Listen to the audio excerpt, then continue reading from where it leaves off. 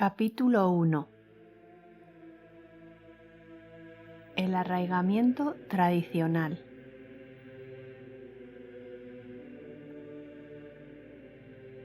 Lo tradicional y lo moderno.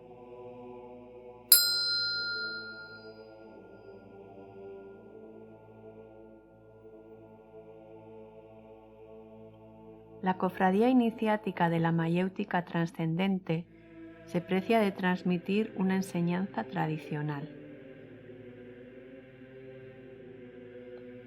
Pero, ¿qué se oculta exactamente detrás de la palabra tradicional? Que por definición se opone a las enseñanzas nuevas o modernas. Numerosas enseñanzas espirituales se jactan de ser nuevas, como si pudiera haber algo nuevo bajo el sol en este ámbito, como si la verdad no fuese conocida por el hombre desde la prehistoria, como si todas las tradiciones, todas las religiones no fuesen unas repeticiones y unas reactualizaciones de la misma verdad eterna, Sanatana Dharma.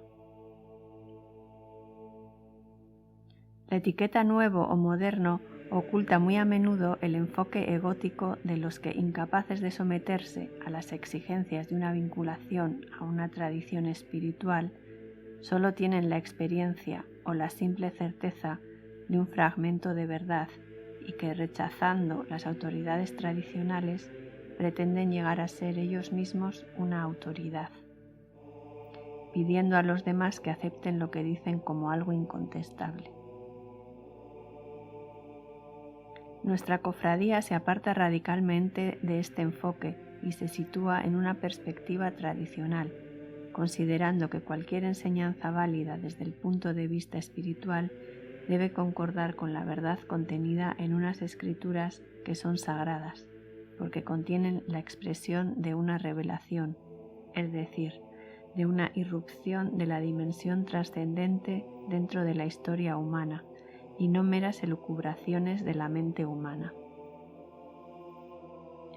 Es gracias a la fidelidad a nuestras raíces tradicionales y nuestra inmersión en la corriente particular de la gracia divina que le acompaña, que nuestra práctica es portadora de eficacia. No podemos pensar que basta con declarar que una enseñanza es tradicional para que lo sea de manera efectiva. En efecto, entre las múltiples enseñanzas espirituales que se reclaman de antiguas y venerables escuelas espirituales, existen unas que lo hacen con el único fin, parece, de adornarse con el aura de una reputación venerable, al mismo tiempo que hacen prueba de una infidelidad flagrante con respecto al contenido real de la tradición de la cual usurpan el nombre. Afortunadamente, esto no es el caso de todas las enseñanzas que se refieren a una tradición, pero debemos constatar que en la proliferación actual resulta difícil para el buscador de la verdad separar el grano de la cizaña.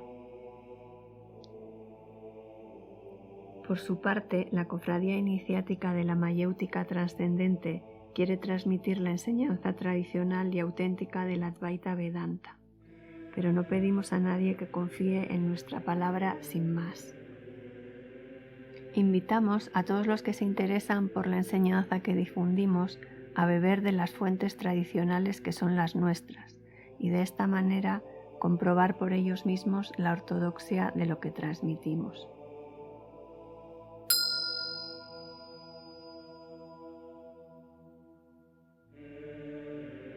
Las escrituras hindúes. Recordemos brevemente cuáles son los fundamentos escritos de la tradición hindú. Su ortodoxia se arraiga en una revelación divina, Shruti, registrada en estas escrituras sagradas que son los Vedas. Hay 4 Vedas, 4 compendios del saber sagrado: el Rig Veda, el Sama Veda, el Yajur Veda, el Atharvan Veda. En cada Veda existen 4 categorías de textos: los Samhita o recopilaciones de himnos litúrgicos, los Brahmana o desarrollos sobre los ritos, los Aranyaka o tratados destinados a los ermitaños, los Upanishad o enseñanzas recibidas a los pies de un maestro. Aunque encontremos unos pasajes que tienen que ver con el nivel esotérico en las otras 3 categorías de textos, la dimensión esotérica se afirma y se profundiza especialmente en los Upanishad.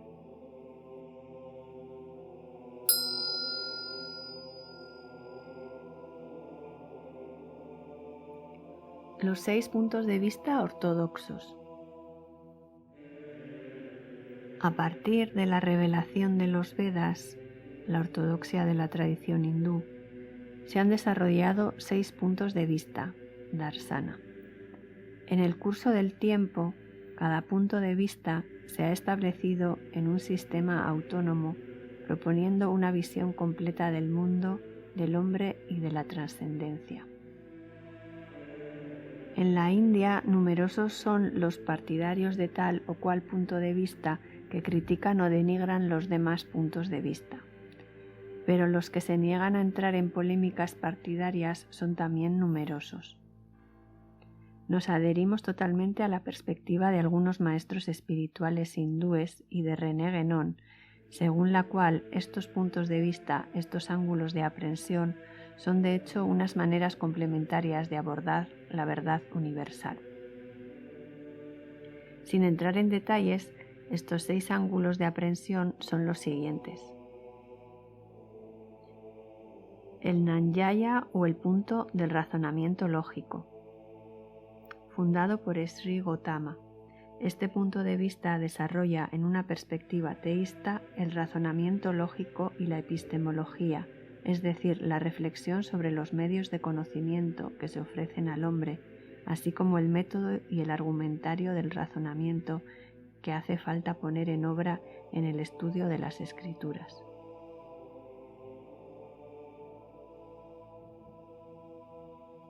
El Vaisesika o el punto de vista del análisis de lo percibido,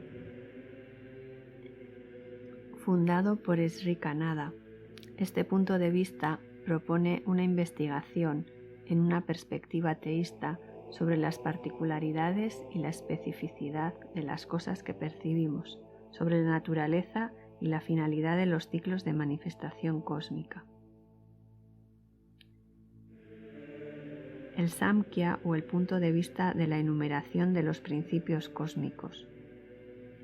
Fundado por Sri Kapila, este punto de vista desarrolla en una perspectiva no teísta una cosmogonía tradicional, que no podría entrar en competencia con la cosmogonía científica, porque se sitúa en el nivel de los principios metafísicos.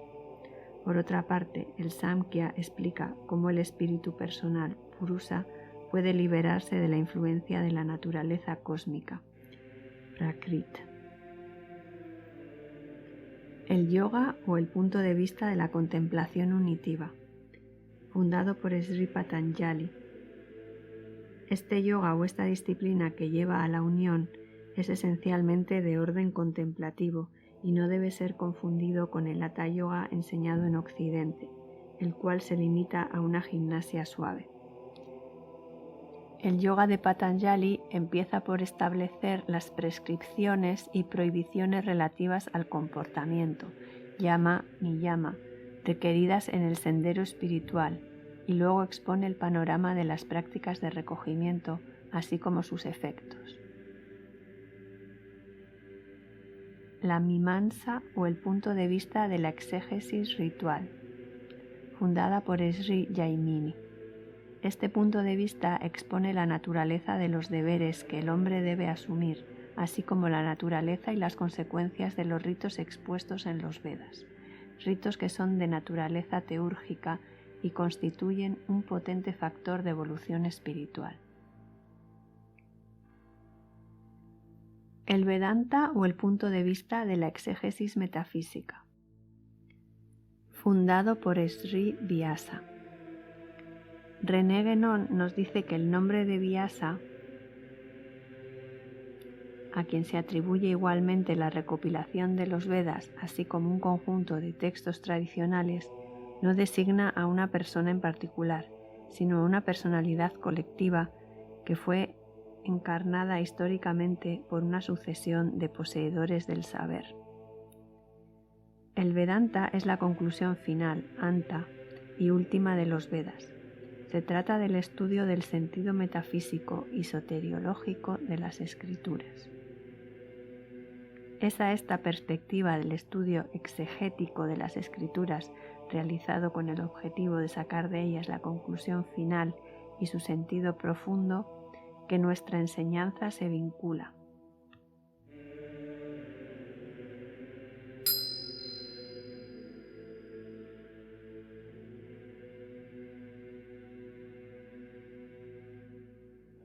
Los 3 niveles de liberación. Cada uno de los 6 puntos de vista propone una enseñanza espiritual completa y tiene por objetivo la obtención de la liberación, mukti, de la atadura al mundo de la transmigración, samsara. Pero la manera de concebir esta liberación difiere según los puntos de vista. Podemos distinguir 3 maneras de concebir la liberación. Estas 3 maneras no son contradictorias, si se sitúan simplemente en unos niveles diferentes. La primera perspectiva es la del espíritu transmigrante, Jivatman o Purusa personal, en el nivel neumático. En esta liberación, el espíritu se libera de su conexión avasalladora que le ata al cuerpo, a la mente y al mundo para reencontrar su estado de pureza y de libertad original. Esta forma de liberación puede efectuarse sin ninguna connotación teísta. La segunda perspectiva es todavía la del espíritu transmigrante, pero se sitúa en un marco teísta y se caracteriza para este espíritu por el hecho de alcanzar el más alto de los cielos del mundo espiritual, cualquiera sea el nombre dado a este. Se trata del logro de la perspectiva exotérica o religiosa. En la tercera perspectiva, que es la de la no dualidad Advaita, la liberación reside en la superación de todas las condiciones de existencia, incluso la de la pureza original del espíritu personal y la de la vida en el mundo paradisíaco. Superación que solo puede realizarse si el yo personal es aniquilado en beneficio del reconocimiento del ser único, Brahman, que es la única entidad realmente existente. El mensaje de los puntos de vista. El hecho de que en el seno de una misma ortodoxia, la del hinduismo, reconociendo la autoridad de los Vedas, se hayan desarrollado 6 puntos de vista que profundizan con unas perspectivas tan diferentes que van desde el teísmo, es decir, la afirmación de la existencia de un Dios personal, hasta el hecho de no tener en cuenta esta afirmación, constituye una diversidad que nos entrega un mensaje fundamental. Podemos resumir este mensaje de la manera siguiente. Solo existe una única verdad, pero puesto que esta verdad se sitúa en lo inefable, cualquier formulación no constituye más que un ángulo de aprehensión específico de lo verdadero. Así, de este lado de la verdad única y absoluta, las verdades formulables no son más que unas facetas conceptuales y unos caminos hacia lo inconmensurable. Imaginarse poseer la verdad única y querer imponerla a los demás no constituye nada más que una forma particular de ceguera y podemos mirar con conmiseración la profunda estupidez que hace posible las guerras de religión.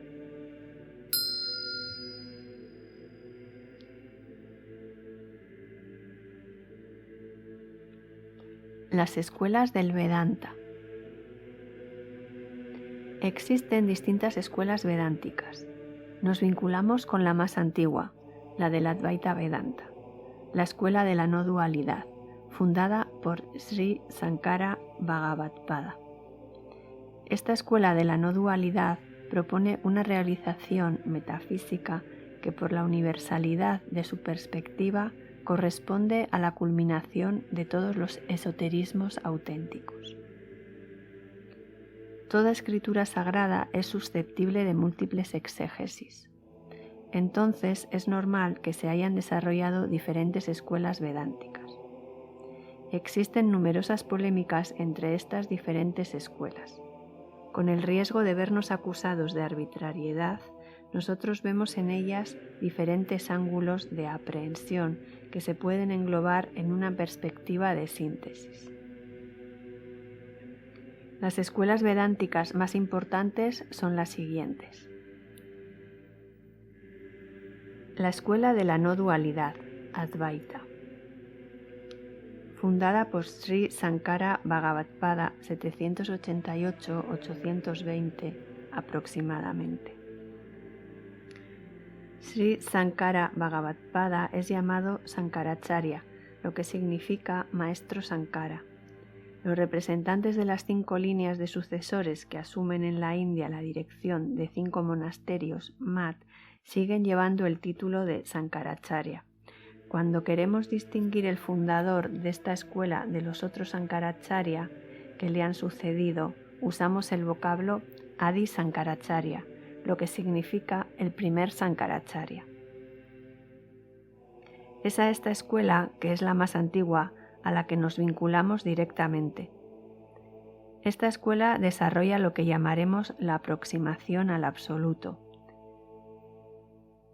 Según esta escuela, el absoluto, que en su trascendencia se sitúa más allá de cualquier atributo, es la única realidad existente. Todo lo demás es ilusorio, maya. El mundo no es nada más que una manifestación del absoluto y nuestra naturaleza verdadera, nuestro sí, Atma, más allá de las apariencias humanas, no es otra que el absoluto mismo. Es por mera ignorancia, avidya, que nos identificamos con el cuerpo, la mente y el intelecto.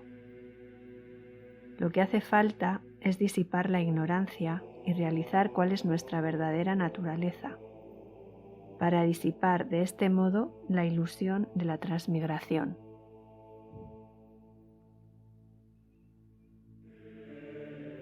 La escuela de la distinción dentro de la no dualidad, Visista Advaita, fundada por Sri Ramanuja 1050-1137. Esta escuela desarrolla lo que llamaremos la aproximación a la finalidad mística del sí personal. Según esta escuela, en el nivel de la manifestación cósmica, el sí personal y transmigrante Jivatman y el Señor permanecen distintos, mientras que el mundo es una realidad. La finalidad del sí personal que participa de la naturaleza del Señor es unirse con Él por la devoción, bhakti, y volverse su servidor, liberándose de este modo del ciclo de la transmigración. La unión con el Señor no elimina la distinción entre el sí personal y el Señor.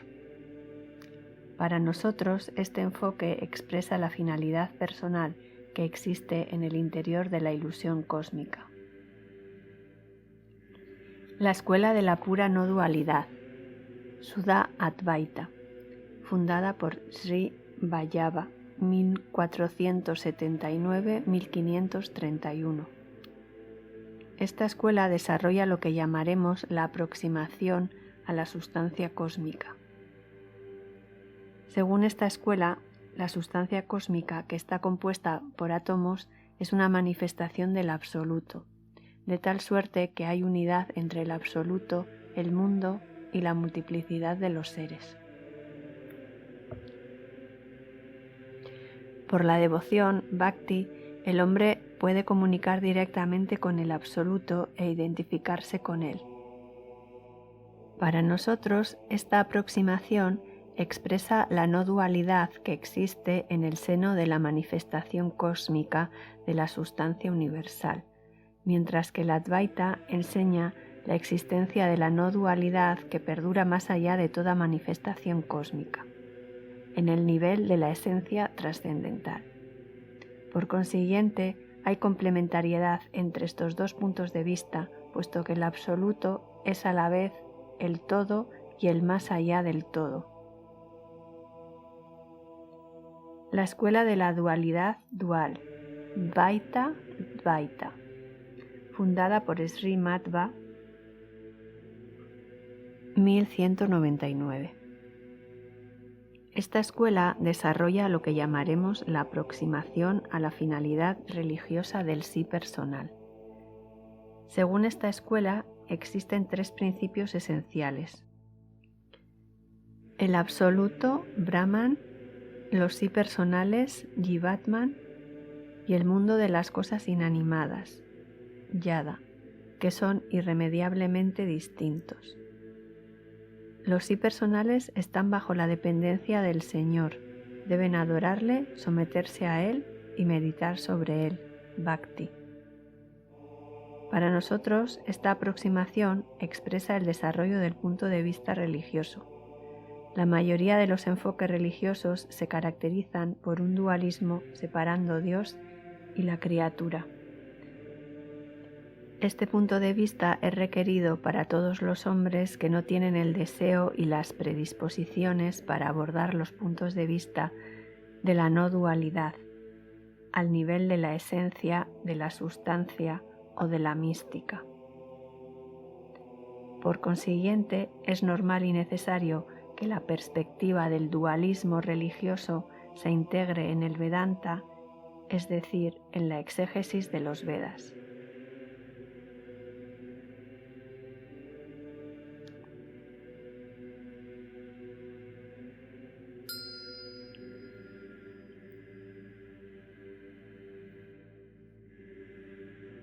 Problemática del Advaita exclusivo.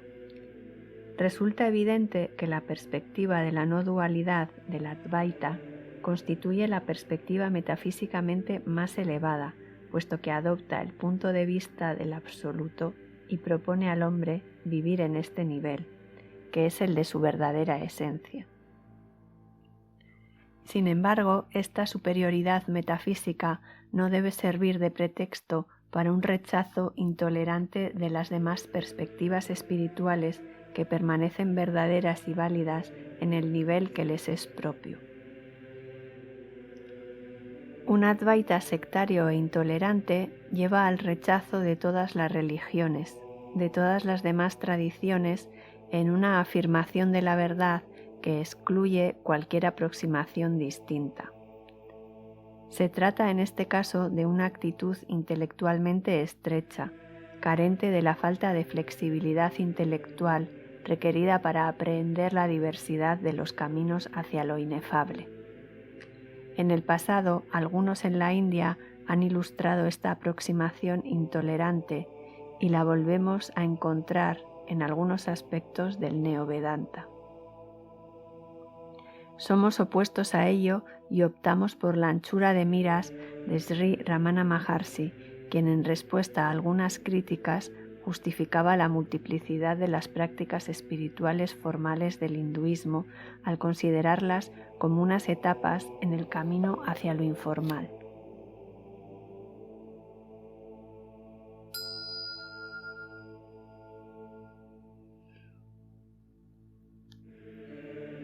Perspectiva de síntesis. Lo que proponemos es un Sarva Advaita, una perspectiva global, integral de la no dualidad vedántica. Una perspectiva que sintetiza la enseñanza de las grandes escuelas vedánticas.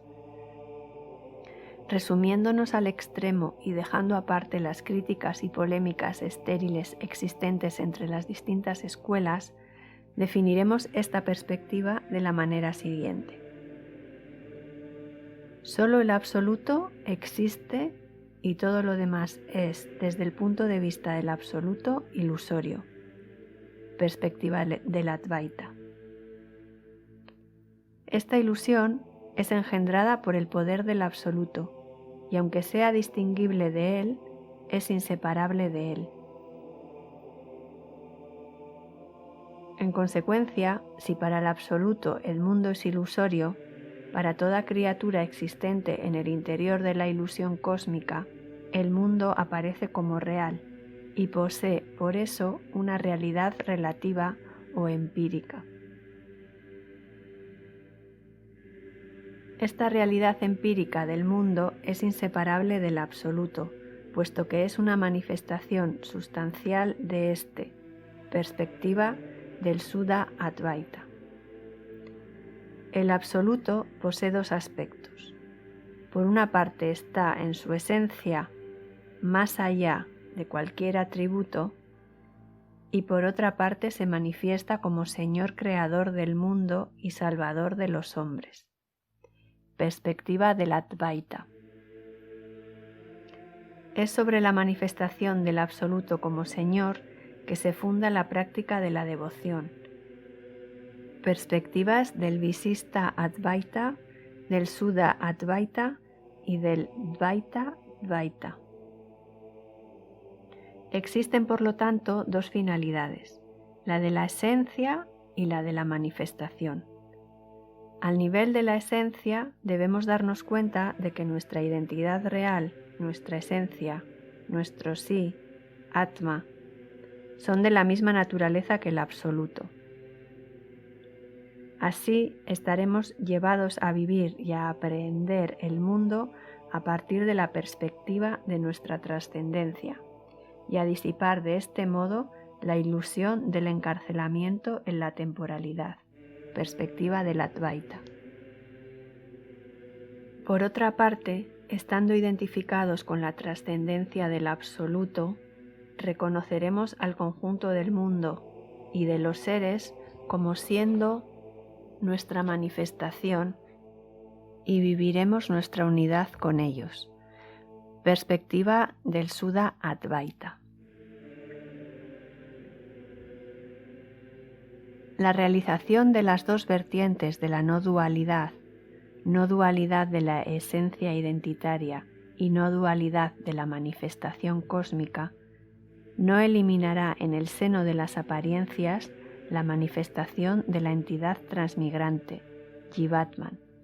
Para esta entidad ilusoria que posee sin embargo una realidad relativa, la finalidad de la vida humana se sitúa en la devoción, Bhakti, en la sumisión al Señor y en el hecho de volverse su servidor. La devoción, Bhakti, puede considerarse en dos niveles, el nivel místico y el nivel religioso. En el nivel místico existe unión con el Señor, unión que no elimina la distinción entre la criatura y su creador, perspectiva del Visista Advaita. En el nivel religioso, el Señor y la criatura permanecen separados, perspectiva del Dvaita Dvaita. La existencia de estas dos aproximaciones es necesaria, puesto que corresponden a dos tipos de vocación espiritual. En estos dos tipos de vocación es el único el que juega al juego de la unión con su manifestación como Señor, o bien que juega al juego de la separación adoradora. De la misma manera, en el intelecto humano, Buddhi, es el único el que experimenta su no dualidad trascendente, perspectiva del Advaita, así como la experiencia de su no dualidad sustancial, perspectiva del Suddha Advaita.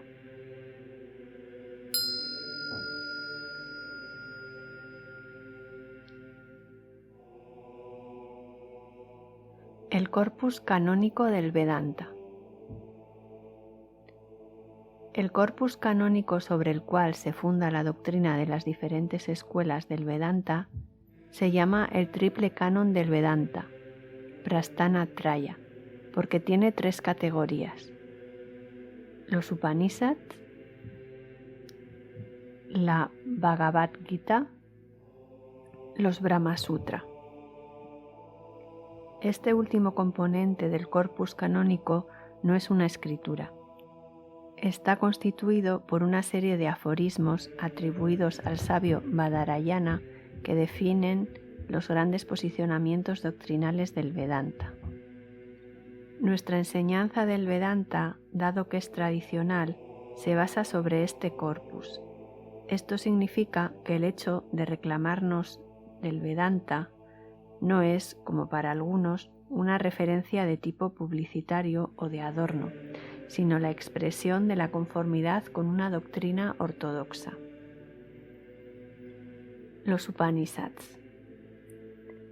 En este canon, solo los Upanishads tienen el estatuto de texto revelado, Shruti Prasthana. La palabra Upanishads significa enseñanza recibida a los pies de un maestro. Son unas aproximaciones a lo espiritual difundidas en unos círculos íntimos. Podemos considerarlos como una literatura específicamente esotérica.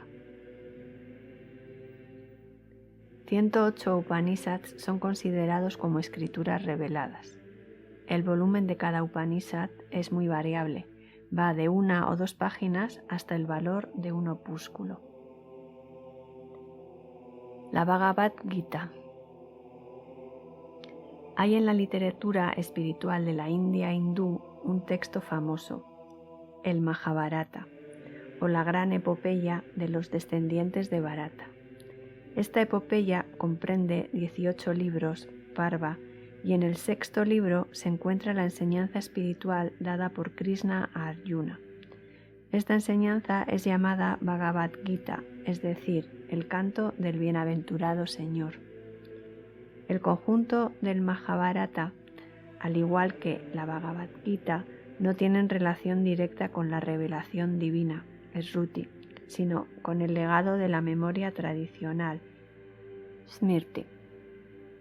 En el pensamiento hindú existe una distinción fundamental entre los textos tradicionales, Smriti, y los textos revelados, Shruti, es decir, los Vedas, que debemos considerar como revelados al igual que la Biblia y el Corán si no padecemos de un sectarismo intelectual estrecho.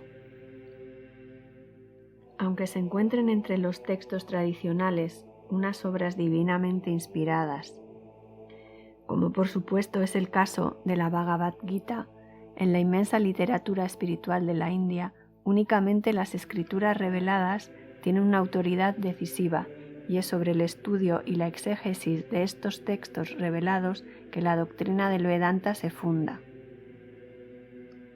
Numerosos son los que, entusiasmados por la enseñanza de la Bhagavad Gita, tienen tendencia a sobrevalorizarla, al considerarla como una escritura al igual que los Upanishads. En este caso se trata de una perspectiva excesiva y no vemos por qué únicamente un capítulo del Mahabharata debería ser considerado como una escritura, mientras que el conjunto de la obra debería ser guardada en la categoría de textos tradicionales. Bien es verdad que algunos van hasta otorgar el sobrenombre de quinto Veda al Mahabharata, mientras que otros hablan de su santa Upanishad de la Bhagavad Gita. Pero se trata aquí de una forma de hablar que tiene por intención subrayar el alto valor espiritual de estos textos y que no se deben tomar al pie de la letra. Se puede decir sin exagerar que la Bhagavad Gita es el texto tradicional más importante, pero es conveniente reservarle su estatuto de texto tradicional y no ver en él una escritura sagrada. Existe en la exigencia de una escritura sagrada la necesidad de una absoluta fidelidad del hombre con respecto a la palabra divina. Ahora bien, los Upanishads son la recepción, a veces abrupta, de la palabra divina de los sabios que habían llegado a ser, por ello, los portavoces del absoluto. Mientras que, incluso si la enseñanza de la Bhagavad Gita se atribuye a Krishna, encarnación plenaria del Señor, Avatar, hay en las palabras que la tradición nos lega una parte de arreglo humano que no podemos determinar desde un punto de vista histórico.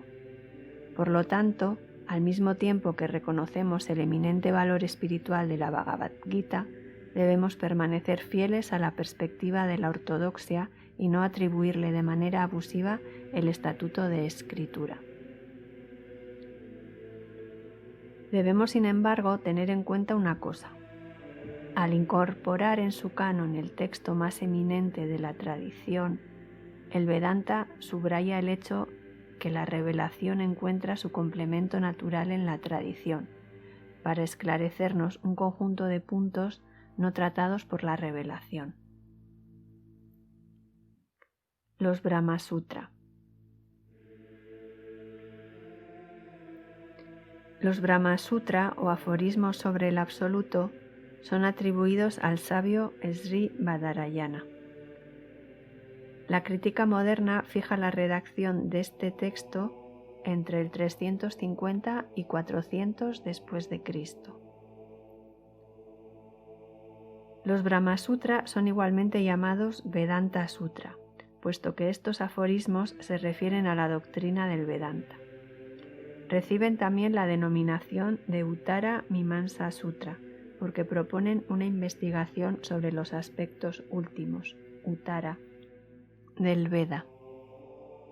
En una época en la cual el Vedanta no se había constituido como una escuela independiente y formaba parte de la escuela de la exégesis de las escrituras, Mimamsa, en la cual se consideraba que existían dos clases de exégesis.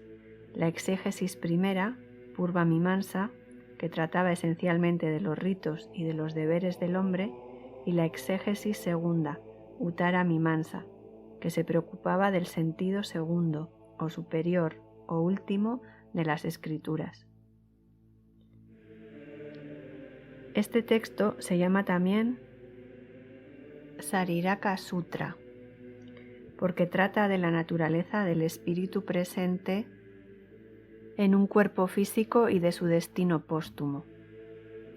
Y finalmente, estos aforismos son llamados igualmente Bhiksu Sutra, porque estaban estudiados por los que habían renunciado al mundo.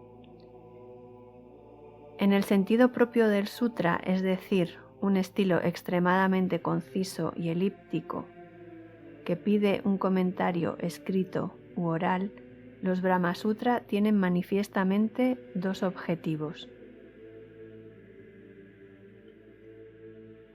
A. Definir los grandes posicionamientos doctrinales del Vedanta en relación con los pasajes escriturarios sobre los cuales se fundan. B. Criticar el posicionamiento de las otras escuelas espirituales de la India. El primer punto es de un interés fundamental para todos aquellos que quieren tener una perspectiva tradicionalmente auténtica del Vedanta. El segundo punto es mucho menos interesante para el hombre moderno en busca de la verdad. En efecto, el conjunto de los aforismos que se refieren a críticas, así como los comentarios de Sri Sankara desarrollando estas mismas críticas, arrastran al lector en los meandros de las polémicas que existían en aquella época y que a menudo no son de interés para el lector occidental, que se sitúa fuera de este contexto. Por otra parte, a pesar de todo el respeto que debemos para con Sri Badarayana y Sri Sankara, estas críticas no son exentas de un cierto sectarismo que solo quiere reconocer la perspectiva única y exclusiva del Vedanta. Pensamos al contrario que el Vedanta, enseñado en el contexto de la vida moderna y aun permaneciendo firmemente anclado en todas las verdades doctrinales, así como en la aproximación al más alto nivel que le caracteriza, debe tomar en cuenta la validez, aun si es relativa, de las demás doctrinas hindúes o no, y reconocer la parte de verdad que tienen, incluso si es necesario situar esta parte de verdad en un contexto más amplio. Debíamos precisar nuestra posición a este respecto, puesto que uno de los objetivos de esta carta abierta consiste en aclarar con toda sinceridad la naturaleza exacta de nuestra enseñanza. Poco importa si nuestra sinceridad echa para atrás a algunos.